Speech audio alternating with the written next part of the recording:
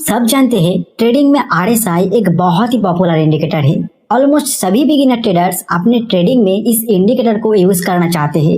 फिर इसको सीखने के बाद वो जान जाते हैं आरएसआई जब 30 के नीचे होता है तब प्राइस ओवरसोल्ड एरिया में है, यहाँ पे बाय करना होगा, क्योंकि इसके बाद आरएसआई ऊपर जाएगा और प्राइस भी ऊपर जाएगा तो हमें प्रॉफिट होगा।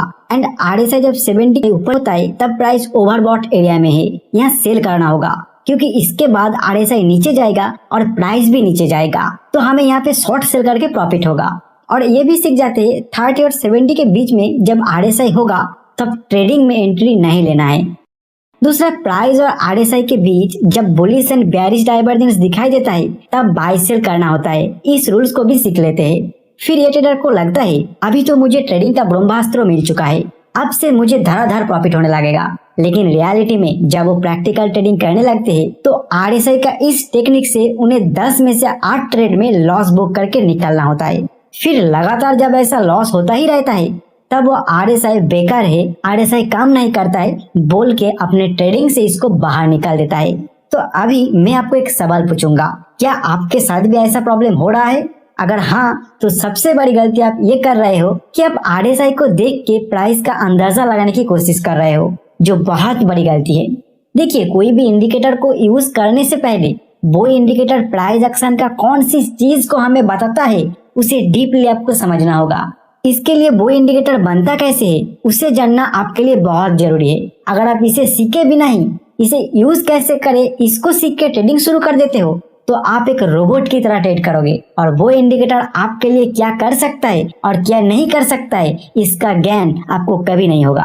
तो अभी मैं आपको आरएसआई इंडिकेटर प्राइस एक्शन से कैसे बनता है वो सिखाऊंगा। डरिए मत, बहुत ही आसान तरीके से मैं आपको समझाऊंगा।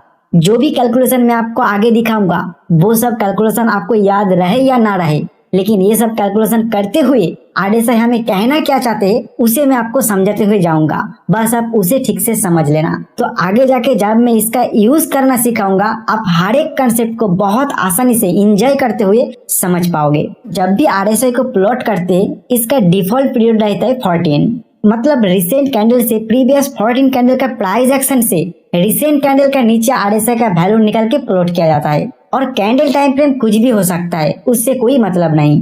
फिर नेक्स्ट कैंडल जब ओपन होता है तो पीछे का एक कैंडल को छोड़ देते हैं और सामने का इस कैंडल को ऐड करके 14 कैंडल बन जाता है। अभी इस 14 कैंडल का प्राइस एक्शन से कैलकुलेशन होके रिसेंट कैंडल का नीचे आरएसआई प्लॉट हो जाता है और ऐसे ही कैंडल बनता जाता है और आरएसआई प्लॉट होते हुए एक लाइन की तरह प्राइस के साथ साथ जाते रहता है। मैं सभी टाइम फ्रेम का चार्ट में 14 पीरियड्स आरएसआई यूज करता हूँ। जब इसका यूज आपको दिखाऊंगा तब मैं 14 पीरियड्स आरएसआई का ही एग्जाम्पल देके आपको समझाऊंगा। लेकिन अभी कैलकुलेशन को आसान तरीके से आपको समझाने के लिए मैं 5 पीरियड्स आरएसआई का एग्जाम्पल लेके आपको समझाता हूँ। क्योंकि मैं 5 पीरियड्स आरएसआई यहाँ प्लॉट करूंगा तो जिस कैंडल के नीचे फर्स्ट आरएसआई वैल्यू प्लॉट होगा उस कैंडल से प्रीवियस 5 कैंडल रहना जरूरी है। अभी मान लेते हैं फर्स्ट कैंडल ओपन होता है 10 प्राइस पर और क्लोज होता है 11 में, तो प्राइस 1 पॉइंट ऊपर गया, मतलब 1 पॉइंट गेन हुआ। यहाँ प्राइस नीचे नहीं गया, मतलब प्राइस लॉस हुआ 0 पॉइंट। नेक्स्ट कैंडल किसी भी एरिया में ओपन होके क्लोज करता है 12 प्राइस पर, तो प्रीवियस कैंडल का क्लोज से रिसेंट कैंडल का क्लोज 1 पॉइंट से ऊपर गया, मतलब इस कैंडल में भी प्राइस 1 पॉइंट से गेन हुआ, तो इस कैंडल में लॉस हुआ 0 पॉइंट। फिर थर्ड कैंडल कहीं पे ओपन होके क्लोज होता है 14 पर, तो प्रीवियस कैंडल का क्लोज से रिसेंट कैंडल का क्लोज 2 पॉइंट से गेन हुआ, तो फिर से इस कैंडल का लॉस 0 पॉइंट है। फिर फोर्थ कैंडल कहीं ओपन होके क्लोज हुआ 13 पे, तो प्रीवियस कैंडल का क्लोज से गेन हुआ 0 पॉइंट और लॉस हुआ 1 पॉइंट। फिफ्थ कैंडल कहीं पे ओपन होके क्लोज होता है 12 पर, तो यहाँ पे भी प्रीवियस कैंडल क्लोज से लॉस हुआ 1 पॉइंट और गेन हुआ 0 पॉइंट। अभी 5 पीरियड्स का प्राइस एक्शन हमें मिल चुका है। इससे आरएसआई वैल्यू निकालने के लिए एक फॉर्मूला का यूज करना है, RSI equal to 100 minus 100 by 1 plus RS. अब इस फॉर्मूला को सॉल्व करने के लिए आपको आरएस का वैल्यू निकल के लाना है। आरएस निकालने का एक फॉर्मूला है, RS equal to average gain divided by average loss. अभी एवरेज गेन और एवरेज लॉस पाने के लिए आपको प्राइस एक्शन से मिला हुआ इस टेबल पर आना है। तो इस 5 कैंडल में टोटल गेन हुआ 4 पॉइंट और टोटल लॉस हुआ 2 पॉइंट। अभी इस गेन पॉइंट का एवरेज निकालने के लिए आपको इसे 5 पीरियड से डिवाइड करना है, तो हो रहा है 0.8, मतलब इस 5 पीरियड्स में प्राइस 0.8 प्राइस पॉइंट के एवरेज से ऊपर गया है और लॉस पॉइंट का एवरेज निकालने के लिए 5 पीरियड से इसे डिवाइड करना होगा, जो हो रहा है 0.4। मतलब इस 5 पीरियड्स में प्राइस 0.4 पॉइंट एवरेज के हिसाब से नीचे गिरा। अभी आरएस निकालने के लिए एवरेज गेन और एवरेज लॉस को यहाँ बिठाना होगा, जो कैलकुलेशन से हो रहा है 2। अभी इस आरएस का वैल्यू को आरएसआई मेन फॉर्मूला में हमें बिठा देना है। अभी इस स्टेज में कैलकुलेशन को देख के किसी किसी को बोरिंग जरूर लग रहा होगा, तो मैं आपको बता दूं, आपको बोरिंग होने का कोई जरूरत नहीं है, क्योंकि इस फॉर्मूला को याद करके आपको आरएसआई को निकालने का जरूरत नहीं होगा। फॉर्मूला को आपको सिर्फ समझना है। उससे आगे जब मैं आपको समझाऊंगा आरएसआई हमें कहना क्या चाहते हैं, तब आप उस कॉन्सेप्ट को डीपली समझ पाओगे और उसके साथ साथ आप आरएसआई को बेहतरीन तरीके से यूज करना भी सीखोगे। तो आरएसआई का फॉर्मूला में हमें सभी न्यूमेरिक नंबर मिल चुका है, तो इसका कैलकुलेशन हम अभी कर सकते हैं। इसका कैलकुलेशन से हमें मिल रहा है 66.66। स्टेप बाय स्टेप कैलकुलेशन क्या हुआ है आपको देखना है तो देख सकते हो। तो हमें इस लेटेस्ट कैंडल का आरएसआई 66.66 मिल चुका है। यह आरएसआई वैल्यू 0 का नीचे और 100 का ऊपर नहीं जाएगा, क्योंकि फॉर्मूला ही उसी तरह बनाया गया है। अभी मैं आपको आरएसआई और प्राइस का जो रिलेशन है वो समझाने की कोशिश करूंगा। तो यहाँ आप देखिए, प्राइस का जो ऊपर जाने का पॉइंट है वो अगर इससे भी ज्यादा होता तो क्या होता। तो प्राइस अगर ऊपर की ओर ज्यादा गया होता तो गेन भी ज्यादा होता। मान लेते हैं प्राइस ज्यादा ऊपर जाने के लिए गेन पॉइंट 6 हुआ, तो जो एवरेज पॉइंट है वो होगा 1.2, तो जो आरएस है वो होगा 3। अभी इस आरएस वैल्यू को आरएसआई फॉर्मूला में बिठा के कैलकुलेशन करते हैं। यहाँ आप स्टेप बाय स्टेप कैलकुलेशन देख सकते हो। अभी आरएस आया है 75, तो मतलब प्राइस ऊपर जाने का पॉइंट अगर ज्यादा हो रहा है नीचे जाने का पॉइंट से, तो आरएस वैल्यू ज्यादा हो रहा है और आरएस वैल्यू ज्यादा होने के कारण आरएसआई भी ज्यादा हो रहा है। तो हम कह सकते हैं जितने पीरियड्स का आरएसआई हम देख रहे हैं, उस पीरियड्स के अंदर अगर प्राइस बढ़ने का पॉइंट ज्यादा है गिरने का कंपैरिजन में, तो आरएसआई इंक्रीज होगा। लेकिन प्राइस अगर बढ़ने के जगह ज्यादा गिरता है तो क्या होता है एक बार देख लेते हैं। मान लेते हैं इन पीरियड्स के अंदर प्राइस टोटल 6 पॉइंट से नीचे गिरा और 2 पॉइंट्स ऊपर गया, तो ऑब्वियसली प्राइस गिरने का रफ्तार यहाँ डाउन साइड होगा और यहाँ एवरेज गेन हो रहा है 0.4 एंड एवरेज लॉस हो रहा है 1.2। मतलब प्राइस इस दौरान 0.4 एवरेज के हिसाब से ऊपर गया और 1.2 एवरेज के हिसाब से नीचे गिरा। तो यहाँ आरएस हो रहा है 0.33 और आरएसआई फॉर्मूला से आरएस निकल के आ रहा है 23 पॉइंट समथिंग।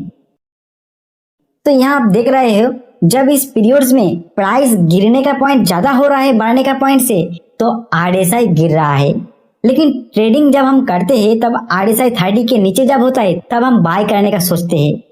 तो क्या प्राइस जब एक रफ्तार से नीचे गिर रहा है उस टाइम बाय करोगे? तो आपका आंसर होगा नहीं। लेकिन आप आरएसआई को देखते हुए ऐसा ही करते हो और ज्यादातर टाइम आपको लॉस बुक करना होता है। यहाँ बाय करना गलत नहीं है, लेकिन सिर्फ आरएसआई को देख के यहाँ बाय करना गलत है। इसको प्राइस एक्शन के साथ कॉम्बिनेशन में आपको बाय डिसीजन लेना होगा, जो मैं आपको आगे सिखाऊंगा। अभी आरएसआई को देखते हुए उस पीरियड के अंदर प्राइस एक्शन में जो कुछ भी हुआ उसका कंक्लूजन कैसे निकलता है उसे समझने की कोशिश करते हैं। जैसे मान लेते हैं आरएसआई यहाँ पे 50 है, तो हम जानते हैं आरएसआई मैक्सिमम 100 तक जा सकता है। तो 100 से करंट आरएसआई को माइनस करना होगा, तो हो रहा है 50। अभी 100 को इस 50 से डिवाइड कर देना होगा, तो हो रहा है 2। अभी इस 2 से 1 को माइनस करना होगा, तो हो रहा है 1। तो बढ़ने और गिरने का रेशियो है 1:1। मतलब अगर आरएसआई 50 है तो हमें जानने को मिल रहा है उस पीरियड्स के अंदर प्राइस अगर एवरेज 1 पॉइंट ऊपर गया तो 1 पॉइंट नीचे भी गिरा। मतलब आप मोटा मोटी कह सकते हो इस दौरान प्राइस को बायर्स और सेलर्स कोई भी अपने कंट्रोल में नहीं कर पाया। दोनों ही प्राइस को अपने कंट्रोल में करने के लिए सेम एफर्ट डाल रहा है। अभी जो मैं आपको 50 आरएसआई से 1:1 कैलकुलेशन करके दिखाया, जिससे आप प्राइस एक्शन का कंक्लूजन निकाल पा रहे हो, ये कैलकुलेशन आप किसी भी आरएसआई वैल्यू को देख के निकाल सकते हो और उसका एक रेशियो आपको मिल जाएगा, जिससे आप प्राइस एक्शन का कंक्लूजन निकाल पाओगे। और 2 एग्जांपल मैं देता हूं ताकि ये कैलकुलेशन आपका दिमाग में बैठ जाए। मान लेते हैं आरएसआई 70, तो फर्स्ट इसको आपको 100 से माइनस करना होगा, तो हो रहा है 30।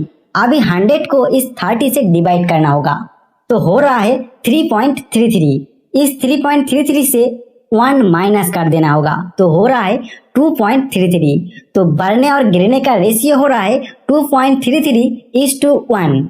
मतलब उस पीरियड्स के अंदर प्राइस अगर 1 पॉइंट नीचे गिरा तो 2.33 ऊपर चढ़ा। मतलब इस दौरान बायर्स प्राइस को कंट्रोल कर रहा है। अभी मान लेते हैं RSI 30। अभी 100 से 30 को माइनस करना होगा तो हो रहा है 70। अभी 100 को 70 से डिवाइड करना होगा तो हो रहा है 1.42। 1.42 से 1 माइनस कर देना होगा तो हो रहा है 0.42। तो बढ़ने और गिरने का रेशियो हो रहा है 0.42:1। मतलब इस पीरियड्स के अंदर प्राइस अगर 1 पॉइंट नीचे गिरा तो ऊपर चढ़ा 0.42। मतलब प्राइस के ऊपर इस दौरान सेलर का कंट्रोल है। तो अल्टीमेटली RSI आपको ये इंडिकेट कर रहा है कि जितना पीरियड्स आप RSI सिलेक्ट किए हुए हो उस पीरियड्स के अंदर प्राइस का रफ्तार कौन सा साइड कैसा है, और उस रफ्तार के हिसाब से आप ये कंक्लूजन निकल पा रहे हो कि प्राइस के ऊपर अभी बायर्स और सेलर्स में से किसका कंट्रोल है। अभी आप देखिए प्राइस एक्शन से भी इस कंक्लूजन तक आप पहुंच सकते थे, लेकिन प्राइस एक्शन के ऊपर इतना डीप अंडरस्टैंडिंग एक बिगिनर लेवल ट्रेडर का नहीं होता है। तो उन्हें प्राइस एक्शन को समझने के लिए RSI का हेल्प लेना पड़ता है, और RSI आपको प्राइस एक्शन को समझने में ही हेल्प करता है। इसके आगे RSI आपको और कुछ भी नहीं बताता है। तो मैं आशा करता हूँ RSI के बारे में अभी तक आपको एक डीप अंडरस्टैंडिंग आ चुका है। अभी इस अंडरस्टैंडिंग के ऊपर बेस करके प्राइस एक्शन के साथ कॉम्बिनेशन में अलग अलग तरीके से इस RSI को आप अपना ट्रेडिंग में इस्तेमाल कर सकते हो। बहुत सारे ट्रेडर्स अपने अपने स्टाइल के हिसाब से डिफरेंट मेथड से इसे यूज करता होगा, लेकिन मैं मेनली RSI को 3 तरीके से यूज करता हूँ। फर्स्ट, प्राइस ट्रेंड का कंफर्मेशन लेने के लिए। Second, bullish plus bearish divergence with price action के कॉम्बिनेशन के साथ, and hidden bullish plus hidden bearish divergence with price action के कॉम्बिनेशन के साथ, एंड थर्ड, प्राइस एक्शन से मिला हुआ बाय सेल डिसीजन का कंफर्मेशन लेने के लिए। तो ये सभी टॉपिक आपको नेक्स्ट वीडियो में डिटेल्स के साथ समझाऊंगा। अभी समझाने जाऊंगा तो वीडियो बहुत लंबा हो जाएगा। तो नेक्स्ट वीडियो जिनको चाहिए वो कमेंट में RSI पार्ट 2 जरूर लिख देना। इस वीडियो में दिया हुआ जानकारी अगर आपको अच्छा ना लगे तो क्या करना है आपको पता ही है, लेकिन अगर अच्छा लगा, कुछ यूजफुल सीखने को मिला तो वीडियो को अपने ग्रुप में शेयर जरूर करना। इस वीडियो में फिलहाल इतना ही। मिलते हैं नेक्स्ट वीडियो में नए कोई कंसेप्ट के साथ।